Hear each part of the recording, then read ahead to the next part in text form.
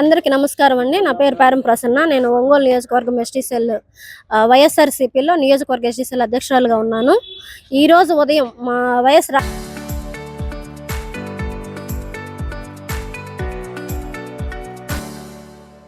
రాజశేఖర్ రెడ్డి గారి జయంతి సందర్భంగా జిల్లా పార్టీ ఆఫీసులో కార్యక్రమాల్లో మేము ఉన్నప్పుడు నా తోటి సభ్యురాలు మహిళ గోనెల మేరీ కుమారి అనే అమ్మాయి వచ్చి నా కాలు తొక్కి నా ముందు నిలబడింది. సో దానివల్ల ఒక చిన్నది అమ్మాయికి నాకు మధ్యలో ఇష్యూ జరిగింది.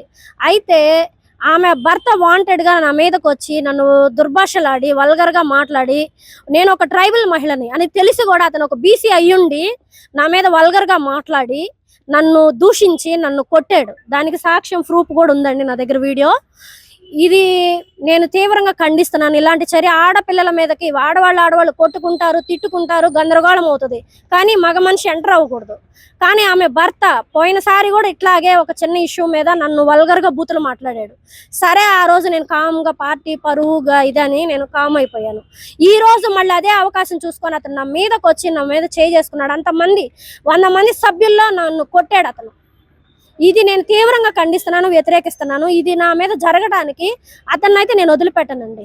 పార్టీ పరువు కోసం మేము కష్టపడుతున్నాం. ఒక మహిళగా నా జోలికి వస్తే, ఒక ఆదిశక్తిగా నేను ఎలా నిరూపించుకోవాలో, నా విలువను ఎలా కాపాడుకోవాలని దానికోసం నేను ఫైట్ చేస్తాను. ఇది నేను మాత్రం తీవ్రంగా ఖండిస్తాను. వైఎస్ రాజశేఖర రెడ్డి గారి జయంతి అండి. జయంతి కార్యక్రమంలో మేము కేక్ కటింగ్ సందర్భంగా అక్కడ నిలబడి ఉన్నాం అందరం. ఆ కార్యక్రమంలో పార్టీ పెద్దలు ఇంకా ఏం మాట్లాడలేదు. వాళ్ళ దృష్టికి కూడా పంపించాను, కాకపోతే ఫోన్లు ఎత్తలేదు. సో మహిళల అయితే మేము పార్టీ కోసం కట్టుబడి మేము ఆగిపోయే వాళ్ళమి. ఒక మగ మనిషి వాంటెడ్గా చేసుకుంటే ఏ ఆడపిల్లైనా ఎలా ఊరుకుంటుంది చెప్పండి? అది హర్షించదగిందేనా? పెద్దలు మీరు అందరూ అర్థం చేసుకోండి. మీడియా మిత్రులు కూడా. పోలీస్ స్టేషన్లో నేను కంప్లైంట్ ఫైల్ చేయడానికి వచ్చానండి.